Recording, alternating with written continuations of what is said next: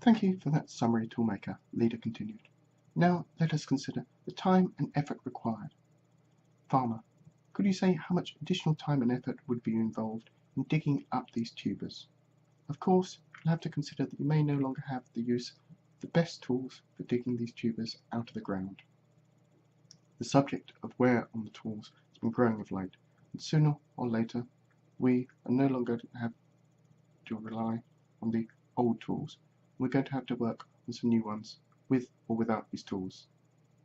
As for the effort of digging the holes, although the initial effort required to dig the holes is quite great, this is more than made up for in the fact we'll have to spend a lot less time weeding the soil moss. Thank you for that, Farmer. At assessment, I too believe you are right, and that tools were going to wear out soon, and we'd need to replace them soon anyway. However, the question is really, do we now need to use the tools we have to clear the tubers, and at the same time try to develop new tools? Well, people, that is why our people have chosen us as leaders to decide these things. Does anyone have any more thoughts on the matters at hand?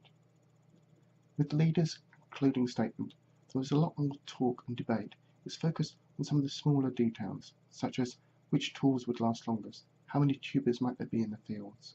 Main issues seem to have been almost decided by a passive, osmotic process, without any of the leaders being aware of it. Gallo was passively observing the process and found it fascinating how each time they come to a decision as a group, or by a summary from leader, without the need to result to a vote or any kind of argument or disagreement. He was not sure how the process would work if the community became much larger, but now seemed to function well. For a short time, debates died down, and again the leader appeared to sum up the general views of the participants. Very well. Seems that we shall progress with the digging of the tubers at a pace that would not disrupt the other farm work, in order to make sure we have enough tools for digging and develop new tools to replace those that may soon need replacing. Toolmaker shall have an assistant whose name and person shall be chosen later. Also, Weeder shall now be named Digger and shall have the main task of finding and digging out the tubers, and shall be assisted by any of the other workers as Farmer deems necessary, and as they can be spared from other duties. Supply is to coordinate with Cook and Baker as the best use of the tuber water, and will also develop best ways to use the tuber surface and any other materials, each of their own supply as supply deems necessary. Unless anyone has any other thoughts or issues on these matters, then I think we have concluded our business here and return to our other labours. With the business of the meeting concluded, everyone started to break up again and return to their jobs. Gallo was about to follow them when he felt a light touch on his shoulder and found that Leader's hand was there.